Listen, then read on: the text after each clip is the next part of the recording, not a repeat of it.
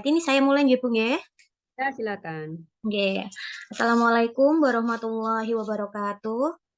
Waalaikumsalam. Oke, pada kesempatan kali ini di ujian komprehensif, saya akan mempresentasikan RPP saya dan yang saya pilih adalah RPP yang pertama, yaitu RPP kelas 5, tema 5, muatan pelajaran IPA, yaitu tentang ekosistem.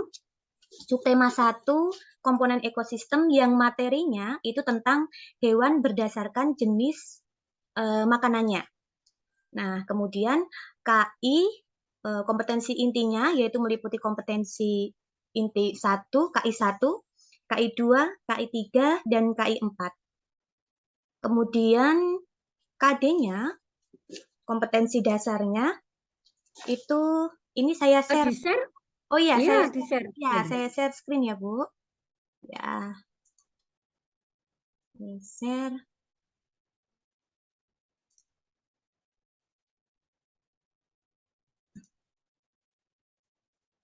Ya, Niki. Jadi kompetensi dasarnya yaitu 3.5 menganalisis hubungan antar komponen ekosistem dan jaring-jaring makanan di lingkungan sekitar. Indikatornya yaitu 3.5.1 melengkapi bagan dengan klasifikasi hewan berdasarkan jenis makanannya dan menyebutkan hewan-hewan herbivore, karnivor, dan omnivor. Kemudian di tujuan pembelajarannya itu ada 3. Yang pertama, dengan melihat tayangan slide PowerPoint dan penjelasan guru, siswa mampu melengkapi bagan dengan klasifikasi hewan berdasarkan jenis makanannya secara benar. Kemudian yang kedua, dengan melakukan pengamatan dan pengumpulan informasi, siswa mampu menyebutkan ciri-ciri hewan pilihannya yang dilihat dari jenis makanannya secara benar. Kemudian yang ketiga, dengan melakukan diskusi, siswa dapat menggolongkan hewan berdasarkan jenis makanannya. Dan materinya di sini tadi tentang hewan berdasarkan jenis makanannya ada hewan-hewan herbivore, karnivor, dan omnivor.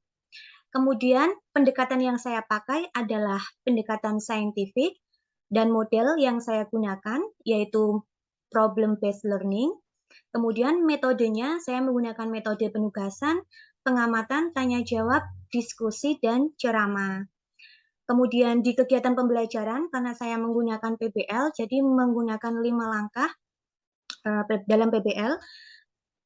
Dalam pembukaan, saya memberikan pemberian stimulus terhadap peserta didik, yaitu Ya, langsung inti ya, langsung inti. baik, Bu.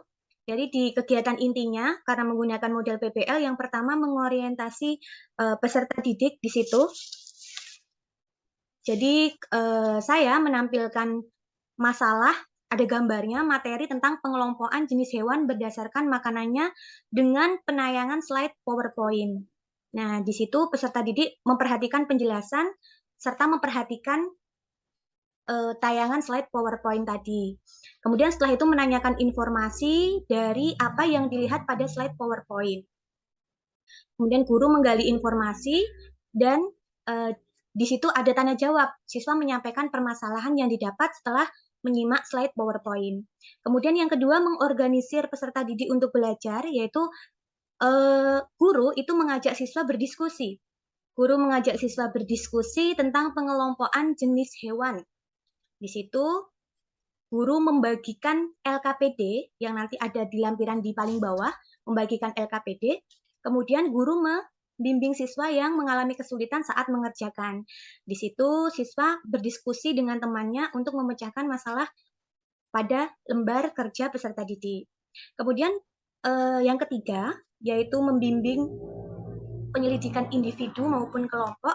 Di situ cara mengerjakannya LKPD bagaimana, kemudian menanya kepada masing-masing peserta didik, dibimbing dan diarahkan jika mengalami kendala.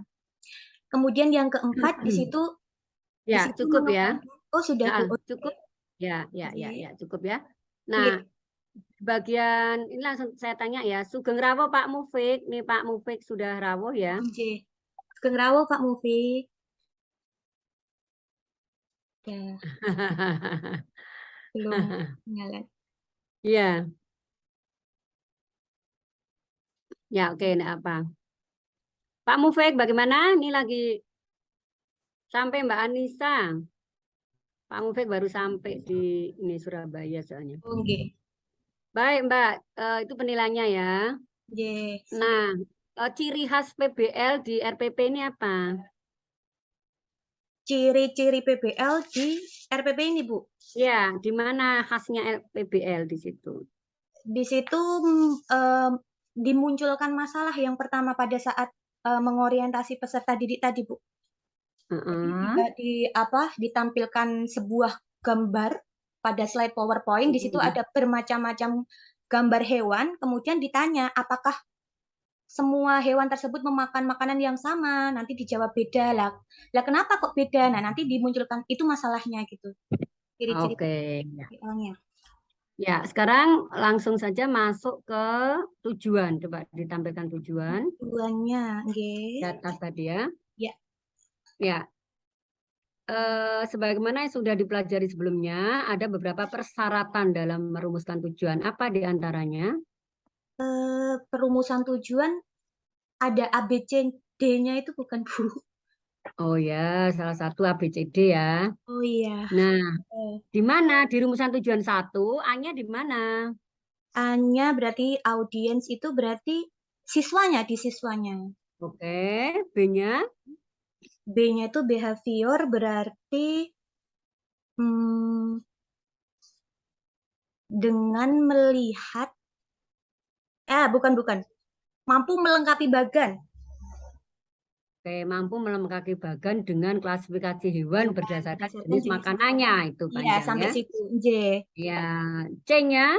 Berarti condition-nya dengan melihat tayangan slide PowerPoint dan penjelasan guru. Oke, D-nya? Berarti degree-nya secara benar itu. Oke, kalau rumusan tujuan nomor 3, A-nya mana? A-nya sama, siswa. B-nya dapat menggolongkan hewan berdasarkan jenis makanannya. Kemudian condition-nya dengan melakukan diskusi lah yang tidak ada degree-nya, Bu. Oke, berarti kurang degree-nya ya. Oke, kurang degree-nya yang nomor 3. Nah, berarti kurang degree-nya gitu ya. Ya, Selain ABCD, apalagi syarat merumuskan tujuan? syarat merumuskan tujuan selain ABCD. Harus sesuai dengan indikator nggak, Bu? Sesuai indikator jelas. Apalagi? Ya, apalagi ya. Cuman itu, Bu, yang saya tahu. Harus menggunakan kata kerja yang operasional ya, Oh, bisa ya, diukur berarti ya. KKO itu Ya. J, Bu, G. Nah, ini udah udah operasional lah ya. Iya. Terus di antara tujuan-tujuan tersebut, mana sih tujuan yang menuntut, yang mampu membuat siswa mengembangkan HOTS itu? Mengembangkan HOTS berarti melalui diskusi. Yang ketiga, Bu. Ketiga, berarti apa itu? Menyebutkan tuh HOT kan? Menyebutkan ciri hewan pilihannya dilihat dari makanan. HOT kah di situ? HOTS itu kalau menyebutkan berarti sampai C berapa ya? Nah, itu kan agak rendah ya. Oh ya, Mana yang kira-kira HOT itu? mungkin nomor 3, Karena Bu. Dengan diskusi bisa menggolongkan hewan. menggolongkan. Ya, oke. Untuk mengukur tujuan kognitif yang 1 sampai 3 ini ada berapa soal yang digunakan? Kalau kognitif ada 12 soal, guys. 12 soal. Jadi, Iya. oke, ada 3 tujuan kan ya? Y. Karena harus dipastikan soal 1 misalnya ya. Iya. Soal 1 itu mengukur tujuan berapa? Oh, jadi harus Soal 2 harus cocok gitu. Kan Oh, gitu. iya, iya. Artinya iya, jangan ada soal tuh yang sia-sia nggak mengukur tujuan, atau jangan ada tujuan yang tidak diukur melalui soal-soal itu, gitu kan? Dan J. Jadi tidak berdasarkan indikator ya, Bu, tapi dari tujuan itu ya, masuk ke tujuan ya. Tujuan dan indikator kan, tujuan kan lahirnya dari indikator, jadi harus sesuai Mm-mm. keduanya. Oh, G. J. Iya, nah kalau Anda merumuskan tujuan terus nggak ada alat untuk mengukur ini tujuan sudah tercapai atau belum, gimana? Oh iya. Anda merumuskan tujuan nih, tapi nggak Iya. ada alat ukurnya, nggak ada soalnya kan? Itu J. sudah tercapai belum ya tujuan pertama, gitu kan? Oh iya. J, Bu. Itu ya, Pak Mufik udah siap, Pak Mufik. Halo J, dilanjut dulu Mawon. Oh, dilanjut nanti, ya. Iya, nanti setelah Bu Lili selesai nanti baru saya ngisi Al-Quran lagi satu-satu biar masuk. Oh ya, ya udah. Ya. Oke, Saya lanjutkan ya, lanjut ya Mbak Anissa ya. Iya, Bu. Iya. Ya. Untuk materi itu ya, untuk materi yang di situ, kira-kira bisakah diukur atau bisakah materi itu kita gunakan untuk mengukur aspek sikap dan keterampilan? Dari materi bisa, Bu. Di bagian mana atau di kelas apa itu Anda bisa mengukur aspek sikap dan keterampilan? Kalau dari itu kan ada diskusi. Diskusi nanti kita menyampaikan, anak-anak disuruh untuk menyampaikan hasil diskusinya, berarti nanti ada percaya diri, kemudian tanggung jawab, itu nilai sikapnya. Kemudian disiplin juga, jadi mengerjakan apa tidak anak-anak itu. Jadi itu ada di penilaian sikapnya. Kemudian untuk di penilaian keterampilan, ketepatan dalam pengelompokan jenis hewan juga bisa, kecermatan dan ketelitian juga bisa masuk, Bu, dalam menggolongkan jenis-jenis menggolongkan hewan berdasarkan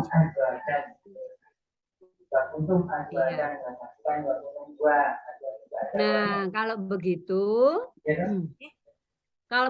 sebenarnya itu bisa dirumuskan dalam tujuan ya. Oh ya. Yang tadi tujuan itu ya. Misalnya ya, supaya efektif bisa melakukan apa tadi dengan teliti misalnya kan.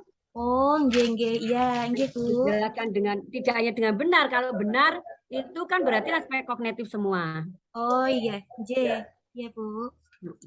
Kata itu.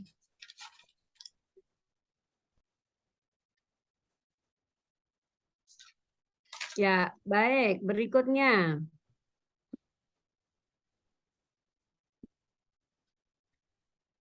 Apakah masih ingat bagaimana sih sebenarnya cara mempersiapkan atau merancang media? Syarat-syarat merancang media itu masih ingat nggak? Cara merancang media pembelajaran? Iya, tentunya media pembelajaran. Yang harus didasarkan dari materi, Bu. Satu, didasarkan dari materi. Dua. Kemudian yang kedua, apa nggih? Harus itu enggak niku napa? Tipeknya harus ada. Tipeknya harus ada. Selain itu, cuman itu, Bu, tahunya. Iya, harus sesuai dengan tujuan ya, harus mencapai tujuan ya. Yang dibuat harus mendukung tujuan. Oh iya. Ya. Mendukung tujuan. Ya, oke, cukup Mbak Anissa. Oh, nggih, Bu. Terima kasih. Ya, cukup, boleh ditutup ya. Nggih. Jadi nanti Pak Mufik nanti J niki berarti nggih. Nggih. Oh, nggih. Nanti biar selesai semua. Oh iya, sip ya. Nggih. Ya, terima kasih nggih Bu Lili. Ya, ditutup ya ininya. Ya, terima kasih. Sekian niku presentasi dari saya. Banyak kekurangannya mohon maaf dan terima kasih atas bimbingannya Bu Lili. Assalamualaikum warahmatullahi wabarakatuh. Waalaikumsalam.